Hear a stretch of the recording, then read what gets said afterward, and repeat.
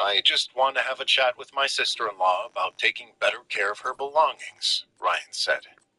He motioned to the study. Shall we? Carrie rolled her eyes, then turned and walked to the study. Ryan followed her and closed the door behind them. What? Carrie said. Why are you keeping my phone from me? Do you have any idea how many texts I've probably missed? Oh, I know you've missed some texts. Here, let me show you. He held the phone out so she could see the text exchange between him and the thugs who had gotten a hold of her phone. She shook her head as she read them. What? Car trouble? Who sent these texts to you? 6 members of the Vitello crime family. The same people we ran into in that bar in Dorchester. Oh my gosh, what happened? How did you get my phone back? I said pretty please with sugar on top and they handed it to me. How do you think I got it back? He tossed the phone up in the air. She managed to catch it before it crashed to the floor. She went to look through her other messages when something caught her eye. She scraped at something on the phone. Is that blood? Ryan shrugged. Oh, Ryan, I am so sorry. I feel like this is all my fault. Why did you meet with Wallace? He asked abruptly. She blinked at him. How do you know I met with him? One of the nice men I met today told me that's how they got your phone. What were you thinking? I don't know. He's my cousin. I've known him since we were kids. He's tried over and over to destroy us, to destroy your sister. He faked evidence that you and I were having an affair. What is it going to take for everyone to realize that he can't be trusted? I'm sorry. He said he wanted a chance to tell his side of the story. I figured I'd let him talk for a while, tell him to get lost, and that would be the end of it. How was I supposed to know he was going to steal my phone and use it to lure you into a trap? I mean, that's mental. That's Wallace. Carrie hung her head. Ryan softened his tone. Look, just stay away from that guy from now on, okay? He might be an idiot, but that doesn't mean he isn't dangerous. Carrie nodded her head. Okay, I'll stay away from him. Ryan headed for the door. Hey, Rye? Yeah? Thanks for getting my phone back. She smiled guiltily at him. He smiled back. Don't mention it. The following week, Eddie McClintock and Anthony Vitello, 2 of the most powerful men in organized crime, sat in a conference room at the Boston Harbor Hotel in the North End. They stared at each other silently from across the table. They had agreed to bring one man with them for protection. Vitello brought the man in the silk suit. McClintock was joined by Bruiser. Both muscle men stood against the wall, keeping a wary eye on the other. The conference room door opened, and Tom Harlan walked in. Vitello and McClintock stood as a sign of respect. Keep your seats, gentlemen, Tom said. The men sat back down. Tom pulled out a chair at the head of the table and joined them. I want to thank both of you for coming this evening. I'm aware of the bad blood between your 2 organizations. I appreciate you keeping this meeting civil. Vitello nodded. For the Quinn family, I'm willing to put aside my differences. For now. McClintock leaned toward Harlan and said, Why are we here? Is there an issue with our agreement? Because I feel like our partnership has been mutually beneficial. There's no issue with our existing deals, Harlan said. This is something else. Both of your organizations have come into contact with a very important member of this family. Some of that contact has been unpleasant. This individual wanted to meet with you gentlemen to make sure that there was no bad blood and to ensure there would not be future misunderstandings. With that, Harlan rose from his seat and opened the conference room door. Ryan walked in. McClintock stood up. Ryan? Hey, Eddie, Ryan said. Hey, Bruiser. Bruiser greeted Ryan like an excited puppy. Hello, Mr. Quinn. It's good to see you again. The man in the silk suit said to Vitello. That's him, boss. That's the guy that was in the bar with Bruiser. Vitello looked up at Ryan. You're with the Quinns? Not with the Quinns, Harlan corrected him. This is Ryan Quinn, Declan Quinn's son. Vitello stood. You're Declan's boy? Eddie McClintock shook his head. I tried to warn you, Anthony. I told you to leave this kid alone. Yeah, but you didn't say he was Declan Quinn's firstborn son. Did you leave that piece of information out to set me up? I didn't have to call you in the first place. Ryan held out his hands. Gentlemen, please. There's no need to argue. No one is holding on to any grudges here. I'm fine, so no harm, no foul. Vitello scoffed. You're fine? What about the dozen or so of my guys that you put in the hospital? Ryan shrugged. Cost of doing business. Harlan stepped in to keep the situation calm.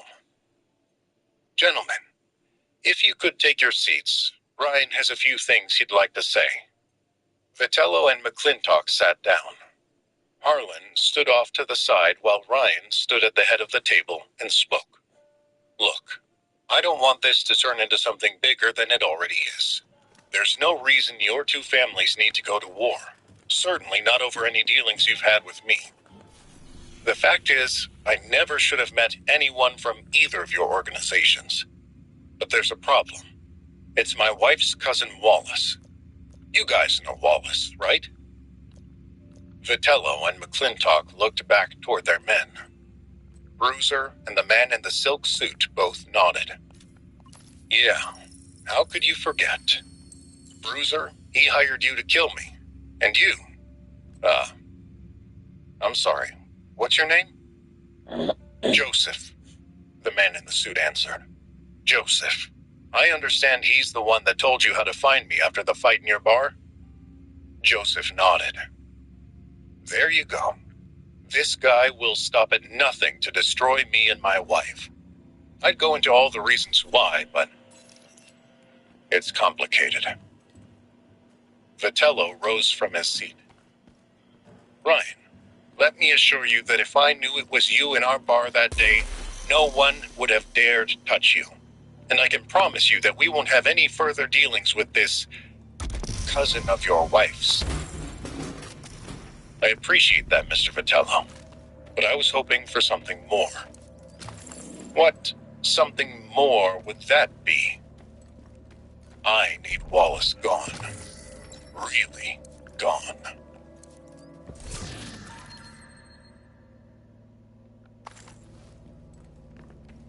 Anthony Vitello, head of the powerful Vitello crime family, leaned across the table and stared at Ryan Quinn. Let me get this straight, just so there's no misunderstanding. You want us to whack your wife's cousin? Tom Harlan moved forward and put his hand on Ryan's shoulder. Ryan, may I speak to you out in the hallway for a moment? Ryan nodded and followed him out of the conference room. Vitello and his enforcer went back to their staring contest with Eddie McClintock and his man Bruiser. Tom shut the door behind them. Ryan, what are you doing? Taking care of unfinished business, once and for all? You need to think this through. I have. No, you haven't. Ryan, do you remember why you walked away from your father's business in the first place? It was because you didn't want to be involved with the mob. And now you are asking them to carry out a hit for you? This isn't business, Tom. This is personal. Wallace has tried to have me killed twice. No, I'm sorry. I keep forgetting the time he tried to have us run off the road. So, 3 times. 3 times he's tried to have me killed. He's made repeated attempts to destroy my wife's reputation and steal her company. He faked evidence that I was having an affair. I mean, what else does this guy have to do before I put a stop to him for good? I understand all that, Ryan. And you're right. Wallace must be stopped. But murder? Ryan shrugged. Only one way to be sure. Harlan stared into Ryan's eyes. You need to understand. There's no coming back from this. If you ask these men to commit murder on your behalf, they'll do it. The Quinn organization pays both these families tens of millions of dollars a year. They'll do whatever we say, but you're the one who will have to live with it. It will be on your conscience. Understood. Harlan shook his head, then opened the door to the conference room and went inside. Ryan took a deep breath, then followed him in. Vitello and McClintock watched Ryan closely, ready for him to give the okay to take out Wallace Lowell. Ryan looked back at Tom for a beat, then addressed the 2 Mafia dons. Wallace Lowell needs to go. Vitello and McClintock nodded. But I don't want him killed. He may be a monster, but he's still family. I'm sure you gentlemen can understand that. They nodded. Vitello said, family can be complicated. You said it, Anthony, McClintock added, and the 2 men shared a rare smile. Bruiser scratched the top of his enormous, bald head. So, what are we talking about? Mutilation? I mean, I already messed him up pretty bad once. He just keeps coming back. Joseph, Vitello's enforcer on the silk suit, said, you mess somebody up the right way, they don't come back. Bruiser straightened up to his full height. He was not a man who enjoyed having his professionalism questioned. His grandmother's the key, Ryan said. Evelyn Lowell. She's the head of the Lowell Corporation.